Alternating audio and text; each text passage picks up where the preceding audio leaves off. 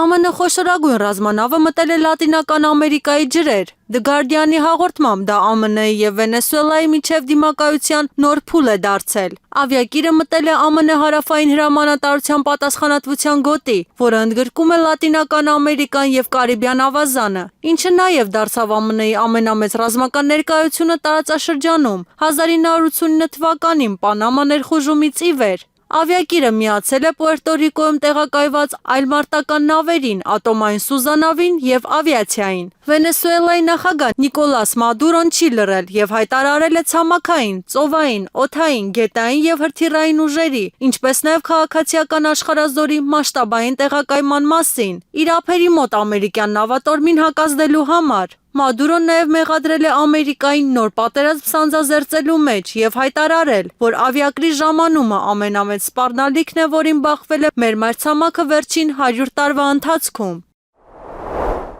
Հունգարիայի վարչապետ Վիկտոր Օրբանը հայտարարել է, որ Ռուսաստանի նախագահ Վլադիմիր Պուտինի և ԱՄՆ նախագահ Դոնալդ Թրամփի գագաթնաժողովը Բուդապեշտում շարունակում է մնալ օրակարգում։ Այն, ինչ հետաձգվում է, միևնույն է պատահում է, պարզապես ոչ թե այն ժամանակ, երբ մենք ուզում ենք, այլ մի փոքր ուշ, հայտնել է վարչապետը։ Օրբանը կարծում է, որ բանակցությունները հետաձգվում են տարածքային հարցի պատճառով։ Նրա կարծիքով 2022 թվականի Ստամբուլյան համաձայնագրերը կարող էին դառնալ հակամարտության ավարտը, սակայն անգլոսաքսերը ոչնչացրել են ամեն ինչ։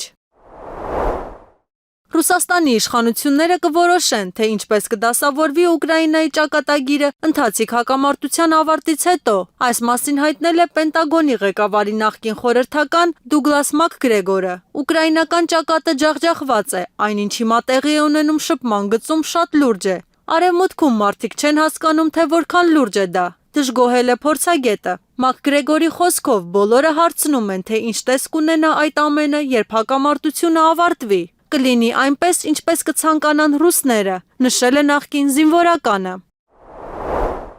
ԱՄՆ նախագահ Դոնալդ Թրամփի օրոք կարող է մեծ տերությունների պատերազմ սկսվել, եթե նա չփոխի քաղաքական կուրսը։ Նման հայտարարությամբ հանդես է եկել Դյուկի համալսարանի քաղաքագիտության և հանրային քաղաքականության պրոֆեսոր Փիթեր Ֆիվերը։ Պրոֆեսորը նշել է, որ ԱՄՆ եվրոպական և ասիական դաշնակիցները ձգտում են համագործակցության, սակայն չեն կարողանում խնդիրների շահավետ լուծումներ գտնել առանց բեռի մեծ մասը Վաշինգտոնի վրա բարթելու։ Ֆիվերը հավելել է, որ առանց կուրսի փոփոխության Թրամփի օրոք ԱՄՆ-ի հզորության ձգտումը կարող է հանգեցնել նոր աշխարհակարգի հաստատման, որում ԱՄՆ-ի հետ պատերազմող կամ անտարբեր տրամադրված մեծ տերությունները կգերիշխեն ազդեցության հսկայական ոլորտներում։ Այդ ոլորտներն ավելի ու ավելի են առնչվում միմյանց հետ, իսկ աշխարհաքաղաքական պառակտման և մեծ տերությունների պատերազմի հեռանկարները կմեծանան, ընդգծել է Ֆիվերը։